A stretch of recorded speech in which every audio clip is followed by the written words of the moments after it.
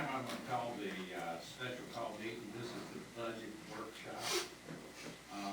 If you will, please turn your cell phones off. Tonight's agenda is strictly for the manager to present the budget for next year, and then we'll continue to have budget workshops, different processes. The next one will be Thursday night, and it'll be the general fund. Need a motion to approve the agenda for tonight. So moved. Second. Okay, all those in favor of the agenda, raise your right hand. Thank you. Brian, it's all yours.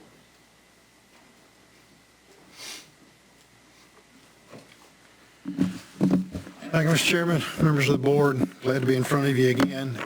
You have in front of you the binder, which includes the fiscal year 25-26 recommended budget. We'll kind of go through it as we normally have each year briefly, hit the highlights, and then we look forward to getting into the work sessions with you. So in your binder, this is the budget that's required by North Carolina General Statute 159 and the Local Budget and Fiscal Control Act. There are 3 sections in your budget binder. The first is the continuation budget that provides the budget for all funds necessary to carry out the services authorized by the Board of Commissioners. This section contains the financial information, the narrative portion about the programs and services. It helps to explain the purpose and function of the different departments and programs, and to help better educate the reader about the budget. As we've talked about before, we strive for our budget document not just to be a financial document, but for it to be an educational document as well. You should be able to pick up the budget, go to the section that you're looking at, and understand where those funds are flowing, what they do, and what the departments do that are using those funds. So, in that first section, we have financial summaries. You get that's rolled up on the first page for each department, but you also get the line item details that are for that department that are behind it, so you can drill down as deep as you'd like to go. The second section contains 28 general fund and 4 enterprise fund service expansions that have been proposed by departments and outside agencies. As you remember, the way we build our budget is that we talk to you at our planning retreat and go into that a little deeper. We find out, are there changes that you may want to make as we go forward? Otherwise, we present to you what it takes to continue operations exactly like you're doing this year in the next year. That's why we call it a continuation budget. You are continuing exactly what you were doing.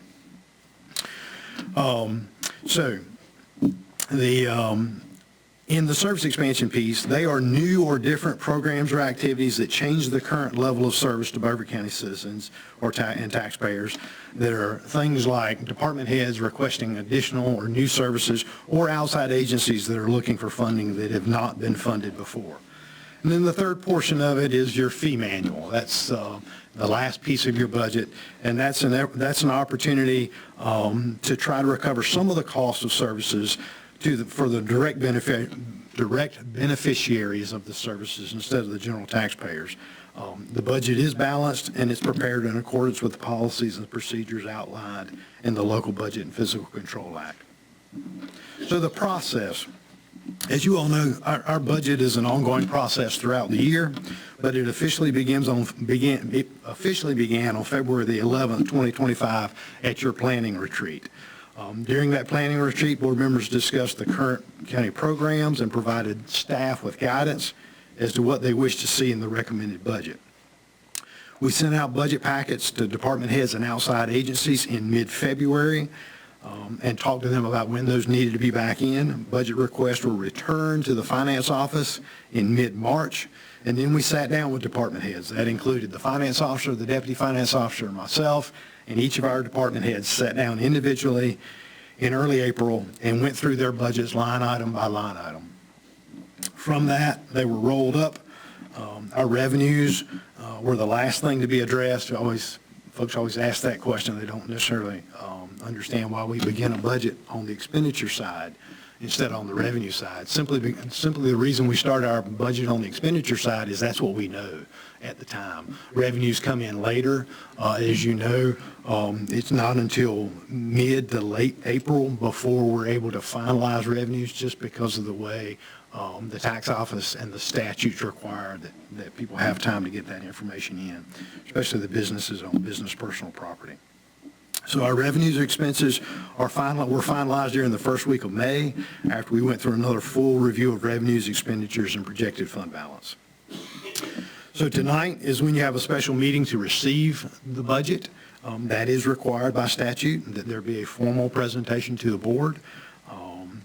You then begin your work sessions this week and for the next 2 weeks to look at the budget that's been presented.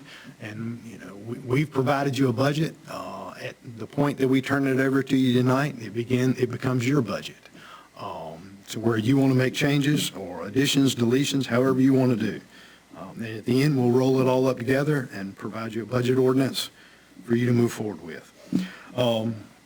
So we'll, as the chairman mentioned, we'll start Thursday night at 5. If you look on page 1 of your book, the table of contents, we will start with the general fund, and we'll start from the overview of the budget, and we'll run down to roughly page 131, which takes us through all the community services departments. So we'll do that as deep as you want to go that first night, Thursday night. And then on Tuesday of next week, we will start on the second page, on the second half of the table of contents with education. We'll do education and public safety and run through the 2 enterprise funds you have. So those will roll that up. Then that gets us to the next Thursday, which is service expansions, where we'll have department heads present as well as outside agencies present. And then the following Tuesday after that is when the board sits down and you get to make your final decisions about what you want to do with the budget. We simply list it as finalizing the budget. And then you are due for a public hearing, which will be scheduled at the regular meeting on June the 2nd. That obviously is an opportunity for the public to come and speak about the budget before you adopt it. We anticipate that you may adopt it after that public hearing. If not, and you need more time, that's fine. We have also scheduled a special meeting that we can cancel if we need to for June the 9th. But the budget has to be adopted by June 30th of this year. So the goals, as we always talk about in our goals, and those are to continue to rely on financial plans and systems in the preparation of our proposed budget. We want to have those in place. We want to be able to understand it's not something willy-nilly that we look at. We want to conservatively estimate revenues and expenditures to avoid expectations of performance that are not realistic. So you're not going to see us just anticipate that we're going to see some incredible revenue numbers and play games with the budget. There are some, we make some assumptions always in a budget, and we make some projections, but we try to make those as realistic as possible so that there are not unrealistic expectations. Throughout the year, as we manage the budget, we attempt to create an atmosphere where efforts to spend down during the fiscal year are discouraged. That comes from what we always say is we're not the federal government and we're not the state government. If you work at the federal government, if you don't spend all your money, you don't get it next year. A lot of times at the state government, if you don't spend all your money that year, you don't get it the next year. That's not the way we want our folks doing it. We don't want them at the end of the budget year saying, oh, I've got to go spend some money so I can get it back next year. That is not the way our budget process works. We work with our department heads. If there are funds that are able to be reverted back, we look at those individually. And again, our process is to try to make sure that people don't willy-nilly spend money if they don't need to spend money. And we feel like we've been successful in that. The goals also, we present a budget that reevaluates expenditures, all expenditures, and allows for policy review and potential service reductions or expansions based on other policy directives. So this is our document to you. You are the policy-making board that runs the county, and of that, that's how you get done for your constituents. What you want to get done for your constituents is typically through the budget process. So we want to try to make that as clear and concise as possible. And then we also, our goal is to provide an analysis of county government cost centers that more clearly demonstrate where general fund tax dollars are being spent and what services are being provided. Again, it goes back to that piece of this is not just a financial document, this is an educational document as well. you should be able to understand where your tax dollars are going, what they're being used for, and metrics and how those are done. So an overview of the budget. Generally, for the last year, economic conditions in Beaufort County have been strong. Our sales tax revenues have shown strong growth, with returns reaching record levels over the past couple of years. However, due to rising inflation and cost and actions by the Federal Reserve to try to tame that inflation, there have been some changes, and that's caused our sales tax growth to plateau. So we grew rapidly, but we've plateaued at that point now. So we're not seeing the huge gains that we saw over the last couple of years in our sales tax revenue. And you know that the big three, and we'll get to that later, is your property tax, your sales tax, and your interest earnings. They are tremendously impacted by policies that are outside of your control. So as this goes into interest rates have remained steady and are anticipated to maintain around current levels as the Federal Reserve continues to study trade policy implications and what monetary policy may or may be taken in regards to those. So, you know, a lot of folks say, well, or a lot of folks may think that trade policy really doesn't have much impact on a county budget. I assure you it does. Monetary policy, folks may not think has much impact on your county budget. I assure you it does. So we are trying to do the best we can to understand those and have conversations with folks who know more about it than we do, so that we're not, again, doing something that's unrealistic. But what we believe is, again, that our sales tax has plateaued. We're going to see slight growth in that, but it's not going to be explosive like it has been before. And we believe the interest rates right now are kind of going to stay right kind of where they are. Probably not going to see them come down. The Fed has signaled they may make some cuts, but they've held on those recently. So until there's some stability, probably don't see things changing too much. So getting into the nitty-gritty of it, just the overall. So the recommended budget sets the county ad valorem tax rate at 44.5 cents for each $100 of assessed valuation. Now, we're in a revaluation year. So as you recall, our previous rate was 62.5 cents. The revenue neutral rate, the revenue neutral tax rate, the calculation for that was 44.51 cents. And we've set the rate at 44.5 cents. So call it a tax decrease if you want to call it. But it is below revenue neutral by a very slim piece. And the second piece of that is, as you'll recall, in fiscal year 21-22, the tax rate was cut by 1 penny. And we've maintained that rate, as well as using the revenue neutral tax rate in this presented budget. So what that means is essentially the tax rate has stayed flat for the last 5 years. The last 5 years. I want to say that again. For the last 5 years, your tax rate has stayed flat. So you've lived within your means, and you've lived within the growth that's occurred within the county. The growth over the last 6 years that we're allowed to use in the revenue neutral calculation, which is a spreadsheet that's put together by the Department of Revenue, has been 2.3%, and you do get the advantage of that. You're allowed to show that growth. So the revenue neutral tax rate, by definition, is the rate in the reevaluation year that produces the same amount of revenue generated in the prior year and allows for an increase in the current year's revenue by the average annual growth experienced by the county's tax base since the last reappraisal. Now, it doesn't count that last big, huge jump, that last year where you do the revaluation, but you do get to count the value that on average, that the county grew over the years since you had your last reevaluation. That only makes sense. You would have had that same growth on average, whether you had reevaluation or not. So the law allows you to take advantage of that, which, again, is 2.3%. General Statute 159.11E defines the revenue neutral tax rate and requires that it be included in the proposed budget submitted to the governing board for comparison purposes in reevaluation years. So the revenue neutral spreadsheet, which is in the book, refers to the aggregate tax burden for the entire jurisdiction, not just for the individuals. So that, again, that's something that needs to be remembered as well. You'll have some that may go up, some that may go down, but on average, the revenue neutral tax rate it is what it provides, what you received last year with the added growth that you would normally have seen. The recommended budget maintains all county services and programs provided in the prior year, and this is done at the revenue neutral rate despite the impact of rising inflation, increased health insurance costs, increased property tax, increased property insurance rates, and increased local government retirement contributions required by the state. Recommended budget includes a 3% cost of living, COLA. The Southeast Regional CPI for the 12-month prior to January was 2.8%. And as you recall, historically, we've pulled the COLAs out and put them as service expansions.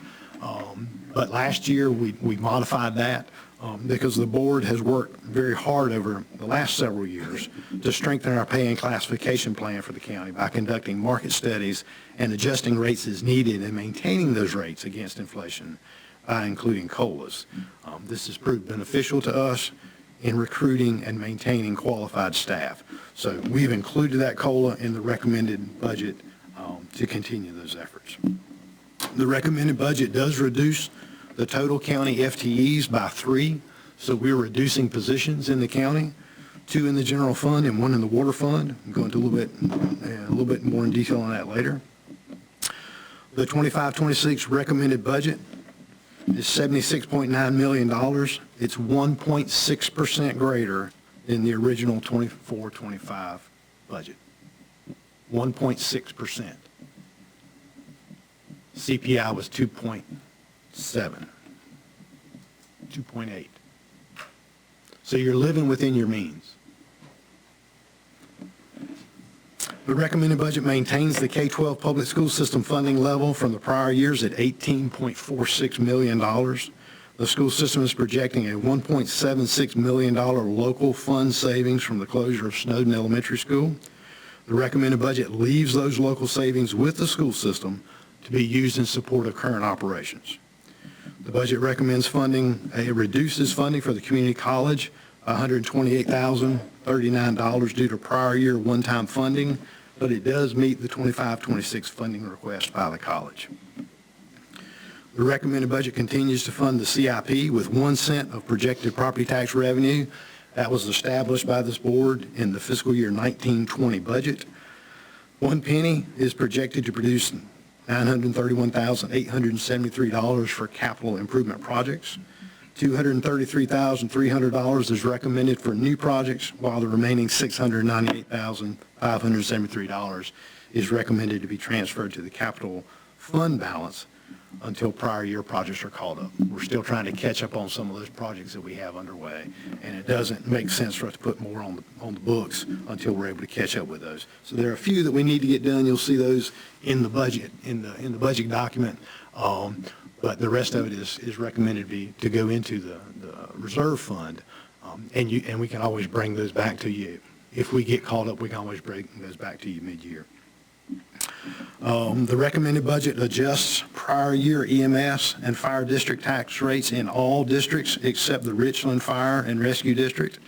Revenue neutral tax rate calculation sheets for each adjusted district and recommended rates are included later in the budget document. That starts on page 183. The adjustments for EMS are related to increased operational costs and an effort to reduce the general fund subsidy for EMS. And the adjustments for fire are related to increased operational cost and efforts by fire departments to help provide daytime coverage. We have a challenge with daytime response, and they're making concerted efforts to try to do that and are not going to be able to do that without additional funding. The recommended budget increases the solid waste fee by $5 to offset the cost of increasing solid waste disposal.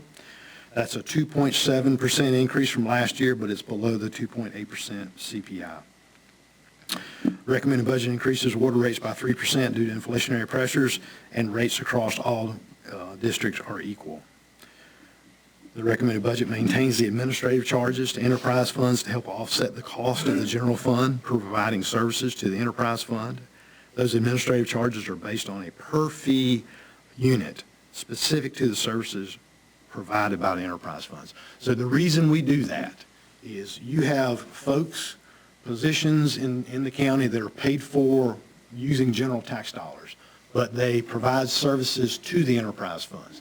Enterprise funds, as you know, are what we talk about as business-like funds, where they, the revenues that come from the provision of that service support that service. So the revenues have to balance the expenditures. It's not general tax dollars that go to those. So as you pay your water bill, those funds go to support the entire water operation. Solid waste is the same way. When I came to work for the county in 2015, we were making a large subsidy from the general fund to the solid waste fund to subsidize it, and we worked our way out of that. So the solid waste fund now is a self-supporting fund where it is wholly driven by the revenues that it receives. So it makes sense for us then to say the time that the finance officer spends doing work for the solid waste fund or doing work for the water fund should be charged to that enterprise fund. So that's why we have the administrative charges back to the enterprise funds, because they should pay their full ride, and that helps do that. And then the recommended budget appropriates general fund balance in the amount of $166,298. We believe every bit of that will be reverted back to the budget at the end of the year. So going into general fund, again, the recommended budget for 25-26 is $76.9 million. It sets the ad valorem tax rate at 44.5 cents, and the revenue neutral calculation is 44.51. The estimated total valuation, taxable valuation in Beaufort County is $9.4 billion. $9.4 billion with a B. That's made up of $8.8 billion in real and personal property and $652 million in in motor vehicles.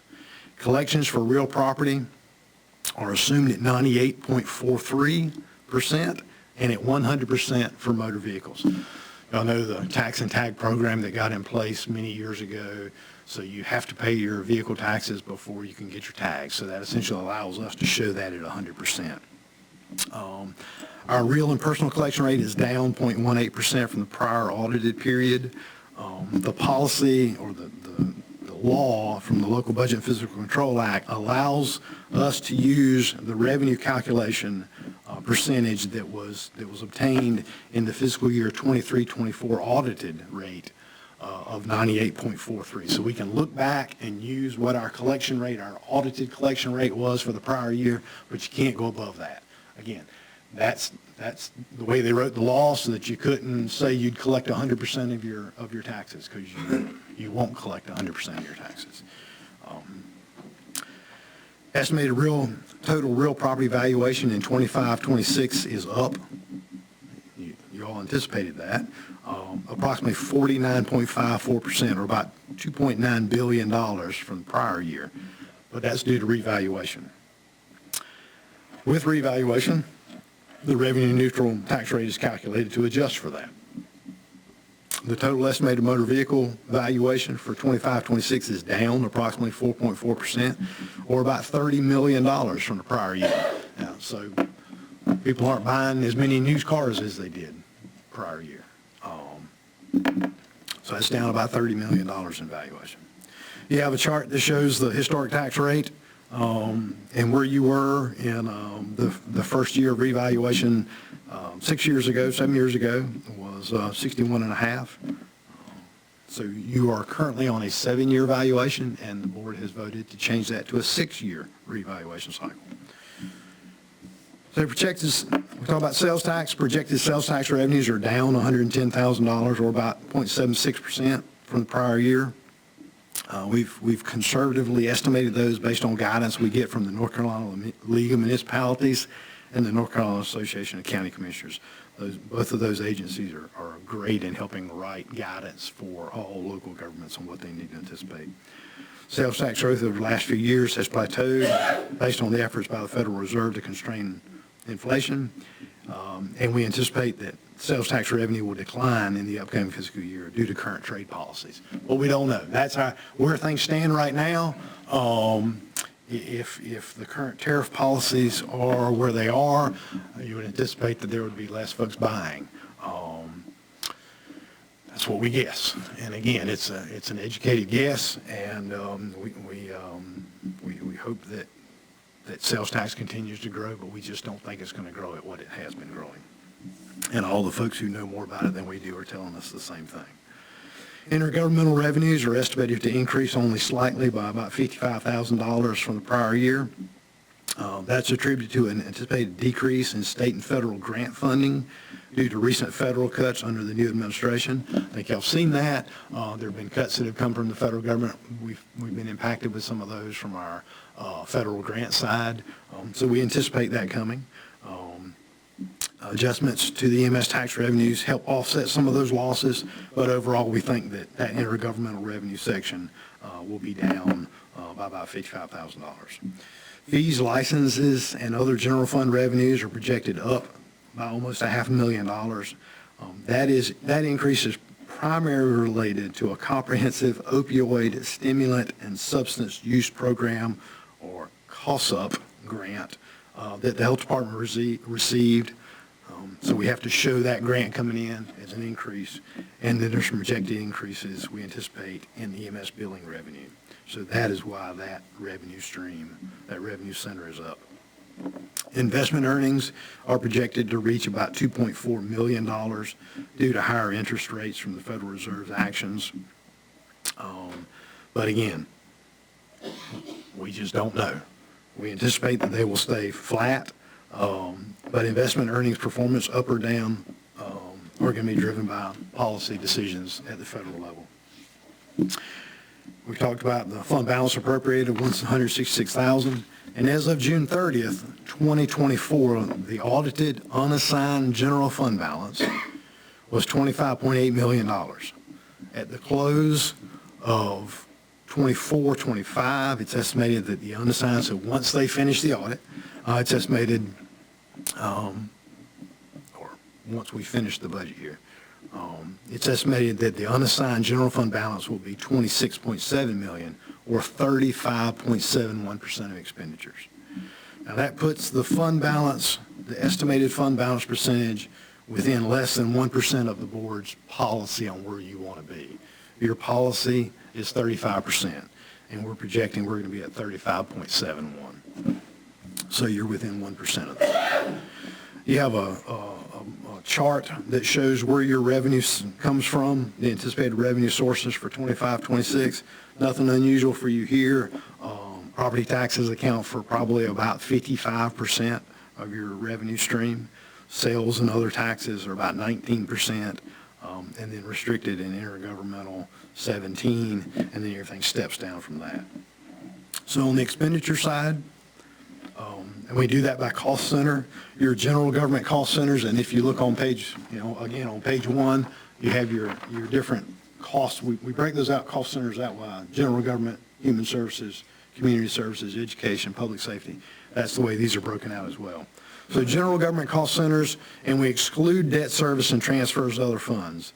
They're expected to increase overall by 4.2% from the prior year budget, and that increase is mostly driven by personnel and benefits costs and some additional information technology costs.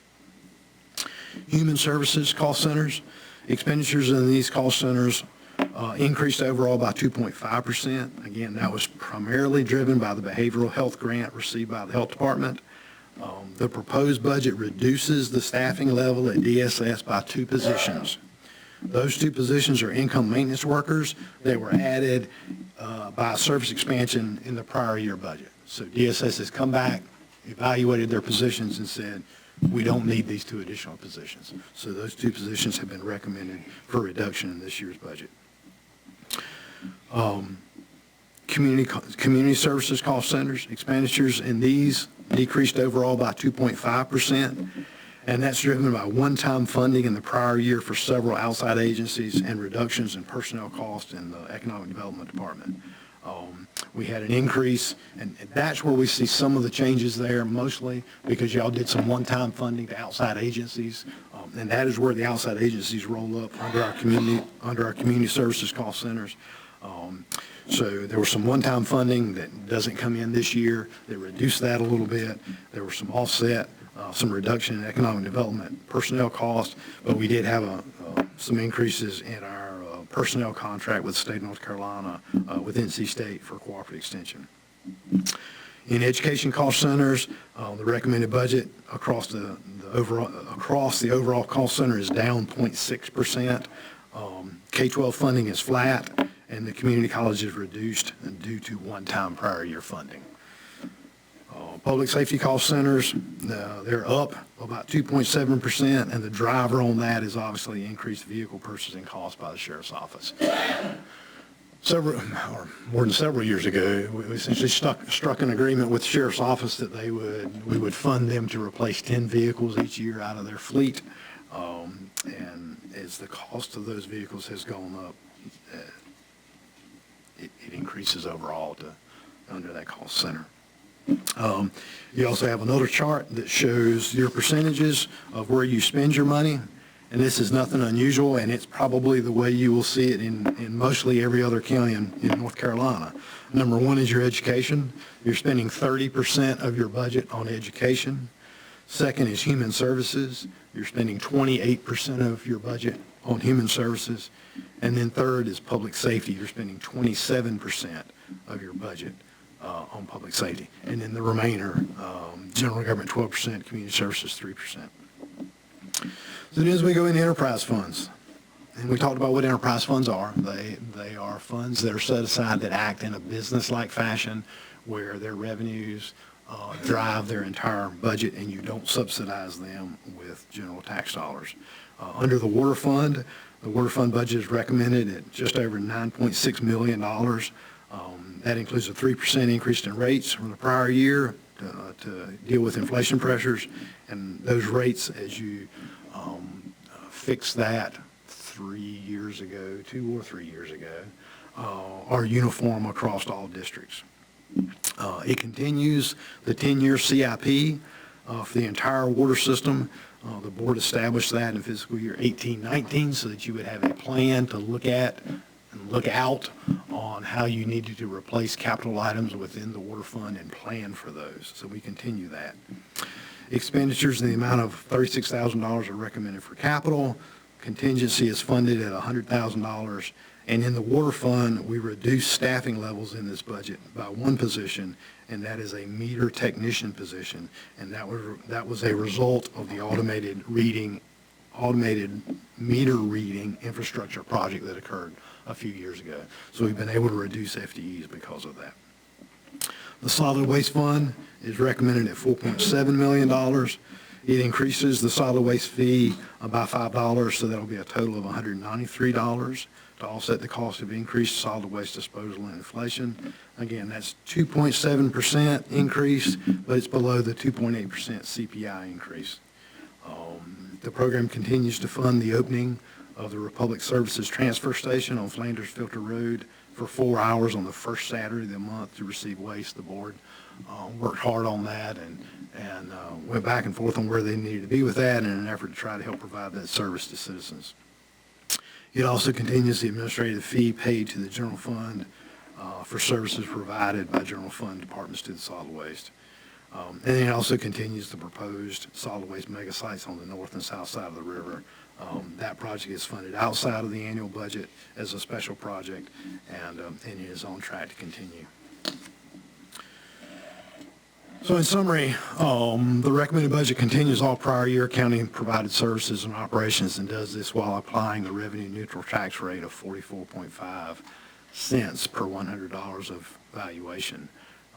Again, I have to say it to you, by using that revenue neutral tax rate, the tax rate remains flat for 5 straight years. The general fund budget is 1.6% greater than last year's original budget. So again, you have lived within your means, you've lived below CPI and the inflation factor, so we think the budget is solid. Overall, the performance of the economy, as we talk about every year, plays a big part in, will play a big part in the execution of this budget, as well as historic changes in the federal government and its funding opportunities. So we're still trying to figure those out. At some levels, I think the federal government is still trying to figure some of those out as well. So actions by the Federal Reserve related to interest rates and the uncertainty of federal trade policies will impact us closely. We've got to monitor those. We've got to watch and see what it does to our sales tax. And we've got to watch and see what it does to our interest earnings, and watch those so that if we need to make adjustments mid-year, we can do that. And then every year I talk to you about the great group of folks that you have working for the county, and their efforts to put together and do the policies of this board and carry out the policies of this board. Putting together a budget is a tremendous effort. It's one that goes on all year long, but becomes heavy right at the first of the year. Finance Director Anita Rafter and her staff did an outstanding job, as always, in putting together a budget document that is informative and it's very functional, and then it serves as a management tool and an outline for which the board can debate policy. Because ultimately you're the policymakers and you decide what you want done through your budget. So I'm extremely grateful to them for all their hard work and long hours of dedication. Your department managers as well did an outstanding job of putting budgets together that we asked them to do and doing it in a manner in which they were asked to do it. Again, they don't willy-nilly spend money at the end of the year just hoping that they're going to get it back. They work really hard on their budgets. We go through those on a line item by line item basis, and they'll be here through the budget meetings to discuss those with you as you want to get into more detail. But they do an outstanding job with what they do, and it's my belief that folks that work in local government are very serious people, and they have a calling for public service, and as always, I appreciate the opportunity and count it a privilege to be able to work with them. So, gentlemen, that is the formal presentation of the budget that's required by statute. I'm happy to take any questions that you may have tonight, and I look forward to working with you over the next 2 weeks as you begin to take this budget and craft it into your own budget with whatever policy decisions you may have in regards to that. So if there are any questions, I'm happy to answer them. Otherwise, we'll look to see you on Thursday night. I have some questions. Yeah. I thought we agreed with the Sheriff's Department for an 8-unit role, not a 10-unit role. So we've always done 10. Yes, sir. Well, I heard 8, so, Okay. What have we been doing? We've actually been doing. Yep. There's a serious problem with the amount of money that the superintendent is claiming that he is saving from closing the Snowden School. I've got his report, and we don't do bookkeeping like he does bookkeeping. He says $1.76 million will be saved by closing that school, but he's taking credit for $1.4 million that the state pays for teachers. That savings doesn't reflect in Beaufort County's books at all. Yeah, I think he's, my best understanding of that is those are locally paid positions, because you're right, the state pays for teachers, the state pays for teachers' salaries, benefits for those teachers, and the only time local funds are used for teachers is if they're locally funded. So if the state, if the state only funds 5 teaching positions and they need 10, then the county pays those additional 5. So my guess is that's where he's calculating that from, that they're using local dollars. Out of that $18 million that y'all give them, he's using at least that much to pay local. Then in that case, we have gross mismanagement in the school system. Because if you take teachers at $70,000, and that would include the salary plus their administrative overhead and their Social Security and all those other things that go with it, that's 20 teachers. So if Snowden has 100 students, the state pays for 10 teachers, then we've got 20 people down there walking around that we're paying that are doing nothing. The books don't work with what the superintendent has presented to the county. They are false and they are phony. And we need to take a look at having a CPA go through these numbers and finding out what the real savings is. And the only thing that I'm not willing to accept his numbers at all based on the report that he submitted, because it is so grossly in error that it's not a matter of somebody putting a number in the wrong place or a comma or a period. This board needs to consider having a CPA go through those numbers so that we can see what the real numbers are. Any other questions of Brian? Are you willing to consider that? I mean, we've never hired a CPA to look at the numbers before. Their numbers, I mean, their books are audited. No. They have an No, audit. sir. They have an audit No. that's published. That's a government audit, and one thing I've learned in 28 years, government audits are phony audits. They consist of somebody coming in and say, well, yeah, your book's balanced, and we can't find where anybody stole any money, so everything's fine. They are not audits. We need a forensic audit of what has been going on at S.W. Snowden so that we can make an intelligent decision about what's going on, because what has been submitted to us, there's some laws in North Carolina that say if you lie on financial statements, you can be sent to prison. It's called fraud, and we're dealing with fraud in this case. Anita? So, Mr. Chairman, just briefly, I want to speak to that. Commissioner Richards is right. We do not have forensic audits. We've done those in the past when we have issues. If you're looking for something, I've done that before in another county I was with. We've done that with a couple things here. But our audit is an audit that's done by CPA, and it is a true audit. It is not a forensic audit, but it is the audit that conforms with generally accepted accounting procedures and is reviewed by the local government commission to make sure that it is correct. And it is an audit. I mean, they check our books just like everybody else does. Government accounting is a little different. It looks different than business accounting. That's for sure. But it is something that we go through. Our folks spend a whole lot of time on audits. Well, Are they required to submit theirs to the local government commission? They are. Yes, sir. They have an annual audit by qualified certified public accountants, and they do submit it to the local government commission. And I do have some questions about the numbers that were submitted about the savings at Snowden, and I think a good starting point for us would be to have the superintendent come and explain the numbers to us. And they'll be here. I mean, they'll be here on the second night. but that's a little bit late in the process, because we're here in the 1st of May, and we're scheduled to vote on this budget the 1st of June. We're in the middle of May, and we're scheduled to vote on this budget 1st of June. You got like 2 or 3 weeks. You can't afford to sit around and wait for the superintendent to come.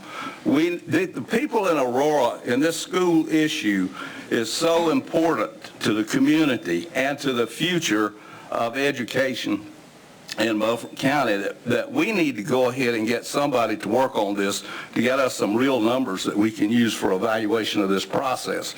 My prediction is closing the school, from my look at the numbers, is going to save less than $100,000. And plus, but it may not save that, because I didn't add to that, and the superintendent does not have that in the number. This in the numbers he presented is 2 things. Number one, is the cost of hauling 100 students from Aurora, actually further than Aurora. We just take the town of Aurora because that's 25 miles from Chalkawinity. That 25 miles every day to and from, it doesn't talk about the impact. Children are going to be on buses for that ride. If they live down at Kennedy Landing somewhere in there, they could be on those buses for as much as 2 hours in the morning and 2 hours in the afternoon. This is an egregious situation in itself. But the other thing, the secret impact in this that people need to know about, that these commissioners need to know about, that only the superintendent knows about, and Frankie may know about it because he's proposing to build a consolidated school on the south side of the river. They're going to take these 100 students, There were already mobile classrooms at one or two of these schools at Chocowinity, right? Within the last 2 or 3 years. I think that's correct. I think that's correct. Well, when you take 100 students from Aurora and you cram them into the Chocowinity schools, now you've got schools that are overfull. And now we're going to hear the scream that we need to build new schools, we need to build new school buildings, and thus we get into the evils of consolidated schools, which have been proved that they do not work. So this is a game that the superintendent is playing with us to see how dumb we are to take the bait, to close down the school so he can overcrowd some other schools so that he can demand another consolidated school be built. This is taxpayer money. This is a lot of money. Aside from the money issue, it's egregious from the standpoint of mistreating children by harming their education and harming the whole education system. So I'm back to where I was before. I'll make a motion that we hire an outside accountant to examine the numbers that the superintendent has submitted, because I've got a copy of the numbers, that the superintendent has submitted to determine what the real savings is to Beaufort County in the closing of that school. Because if $1.4 million is paid by teachers, we'll only have $350,000 that you can look at for savings. And we know you're not going to save all of that.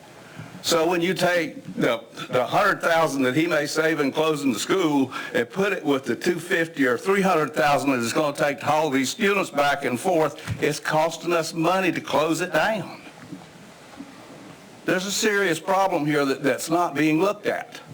And accepting the superintendent's numbers, let's see, he's a real estate expert because he decided that those 4 acres were worth $500 million. He's an expert on schools because we never went through the process for this new school over here that we're required by law to go through. We got somebody here that we really need to be careful with. Okay, we have a motion on the floor. Second. Well, we have a second. Any further comments or questions? All right, all those in favor of the motion, raise your right hand.